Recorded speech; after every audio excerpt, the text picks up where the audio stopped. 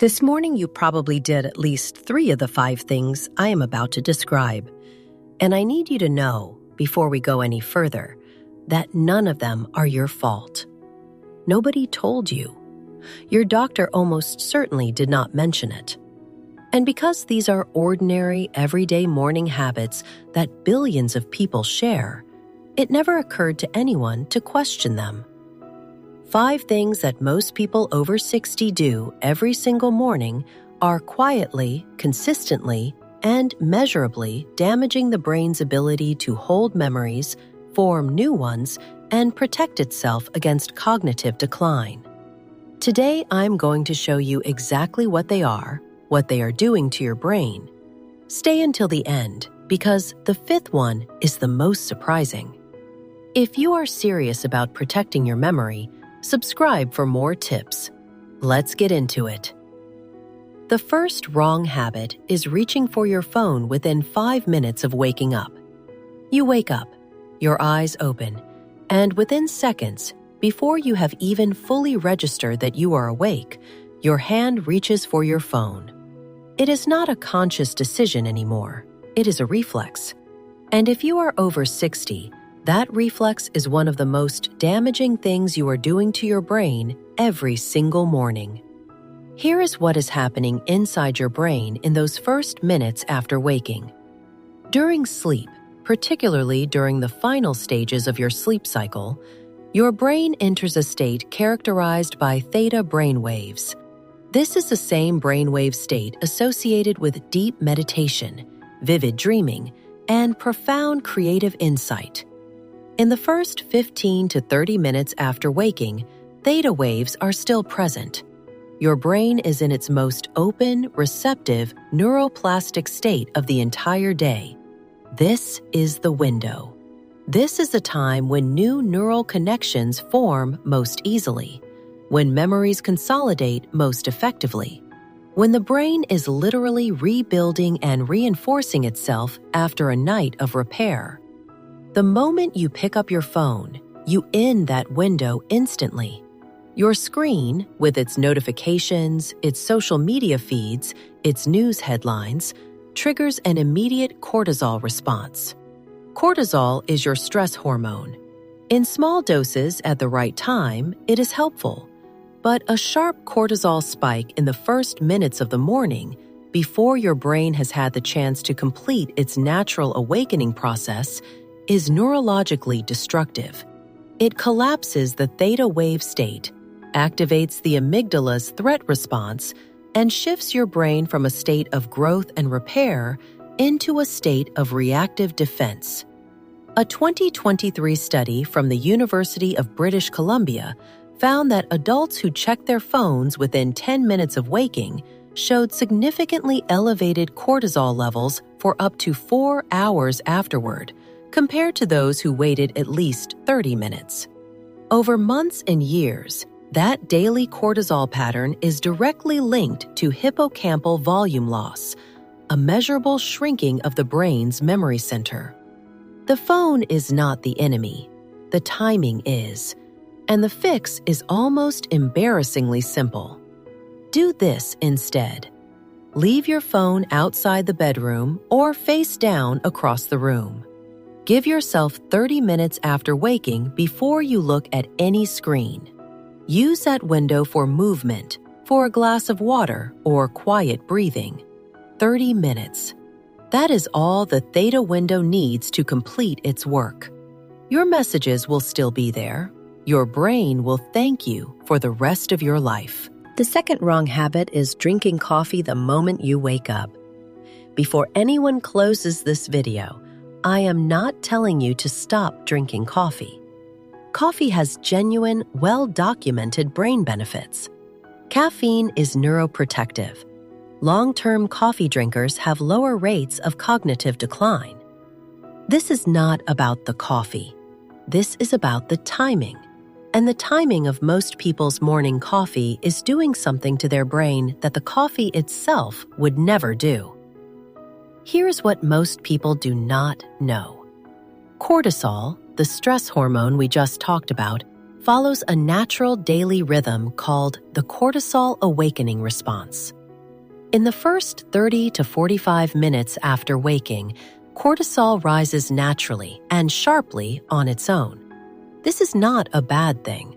This natural cortisol rise is what gives you morning alertness. It is your body's built-in wake-up system.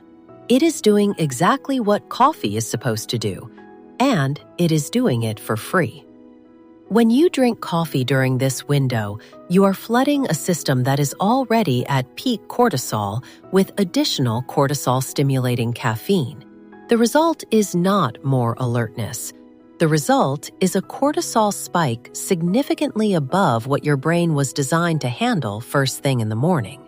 And what follows, roughly 90 minutes later, is a cortisol crash, the mid-morning foggy slump that most people over 60 experience and simply accept as normal aging. It is not normal aging. It is cortisol mismanagement, and it happens every morning before most people have finished their first cup. Beyond the cortisol issue, caffeine consumed immediately after waking also suppresses adenosine, the sleep pressure chemical that your brain needs to fully clear during that morning window. Residual adenosine from sleep is actually part of the brain's natural cleanup process. Blocking it too early interferes with the completion of overnight memory consolidation.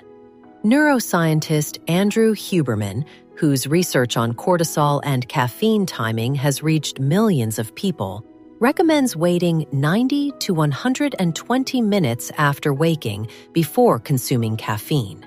That is when the natural cortisol curve has peaked and begun to fall, and when caffeine can do its actual job without causing a hormonal collision. Do this instead. Drink a glass of water the moment you wake up. Your brain loses significant water volume during sleep. Wait 60 to 90 minutes before your first coffee. Your coffee will feel more effective, your energy will be more stable, and you will stop experiencing the mid-morning crash that has nothing to do with your age and everything to do with your timing. The third wrong habit is sleeping in a warm room. Most people over 60 sleep in a warm bedroom. The heating stays on, the windows stay closed. The room feels comfortable and cozy, and every single night, that warmth is quietly reducing the effectiveness of one of the most important brain processes that exists, one that most people have never heard of.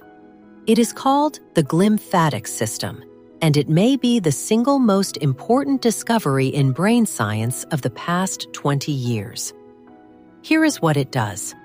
While you sleep, your brain shrinks by approximately 60% in cellular volume.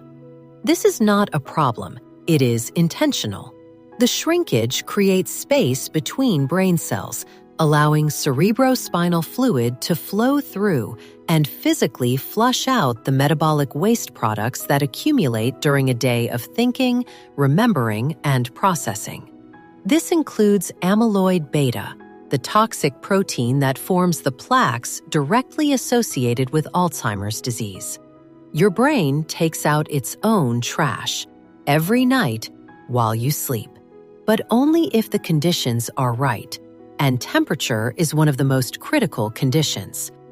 Research from the University of Rochester, the same team that discovered the glymphatic system, found that glymphatic activity is significantly more efficient in cooler sleeping environments.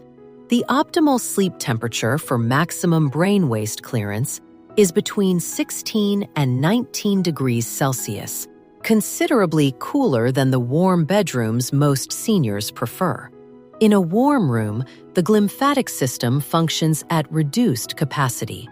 Night after night, year after year, slightly less amyloid is cleared.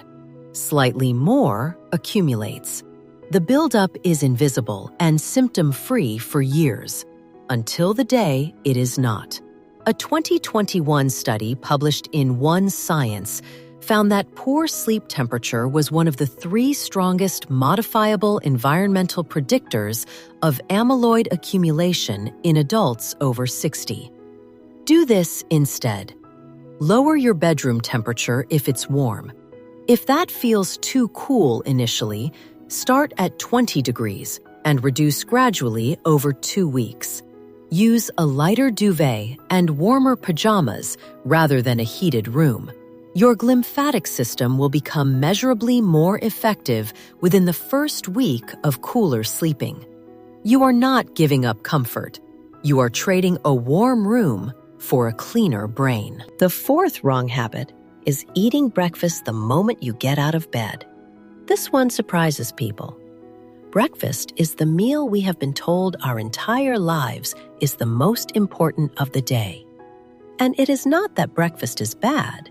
It is that eating it immediately after waking cuts short one of the most powerful brain protective processes your body runs automatically every single night. During sleep, your body enters a fasting state. As that fast extends into the morning, your cells activate a process called autophagy, from the Greek meaning self-eating. Autophagy is your body's cellular cleanup mechanism. It identifies damaged, dysfunctional, and potentially dangerous cellular components, including the misfolded proteins associated with neurodegeneration, breaks them down, and recycles the parts. For the brain specifically, autophagy is critical. It clears the cellular debris that accumulates during waking hours, removes early-stage amyloid deposits before they can form plaques, and repairs the mitochondria inside brain cells, the energy generators that keep neurons functioning. When your mitochondria are healthy, your thinking is clear, your memory is sharp, and your brain ages more slowly. The moment you eat, autophagy stops. Your body shifts its resources from cleanup and repair to digestion and metabolism. These 2 processes cannot run simultaneously at full capacity. Eating is the off switch for autophagy. Most people over 60 eat within 15 to 20 minutes of waking.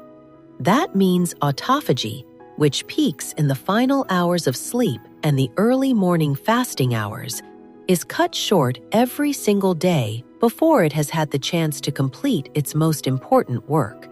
A 2019 study from the Salk Institute found that extending the overnight fast by even 30 to 60 minutes produced measurable improvements in cellular cleanup markers and was associated with significantly better cognitive performance in adults over 60. Do this instead.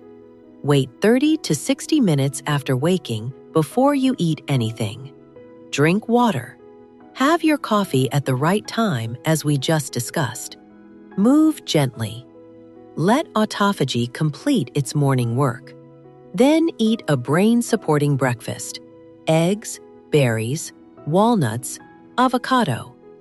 The delay costs you nothing.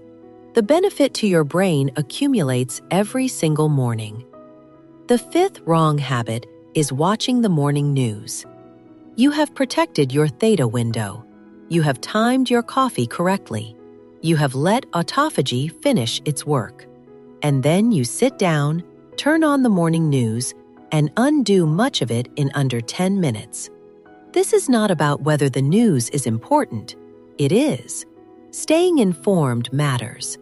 But the morning, specifically the first 60 to 90 minutes after waking, is the worst possible time for your brain to encounter the content that morning news is designed to deliver.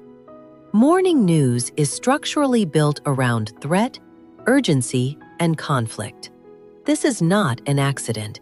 It is what keeps people watching. And your brain's amygdala, the threat detection center, responds to every story involving danger, conflict, or crisis with an immediate stress response. Cortisol, adrenaline, heightened alertness, the full biological alarm system. When this happens in the morning, during the exact window when your brain is most neuroplastic and most sensitive to the signals it receives.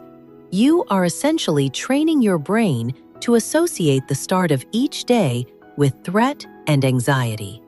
Over time, this pattern becomes a default neural pathway. The morning brain learns to wake up worried. It learns to scan for danger before it has even processed where it is. A 2022 study from King's College London found that adults who consumed news media within the first hour of waking showed significantly higher amygdala activation throughout the day, reduced working memory performance, and elevated inflammatory markers compared to those who delayed news consumption until mid-morning. Do this instead. Make a simple rule. No news before 10 a.m. Watch it later, after your brain has had the chance to complete its morning processes in a state of calm rather than alarm. You will not miss anything that matters, and you will arrive at the rest of your day with a brain that is clear, regulated, and protected, rather than flooded with cortisol before breakfast. 5 morning habits that millions of people over 60 are doing right now, quietly, invisibly damaging their brain's ability to protect, repair, and remember. None of these changes cost money. None of them require a doctor's appointment. And any one of them started tomorrow morning will begin making a measurable difference to your brain. If this video helped you, please subscribe. Our videos made specifically for women over 60 who refuse to let their minds slow down. Leave a comment below. Which of these 5 are you stopping tomorrow? See you at the next video.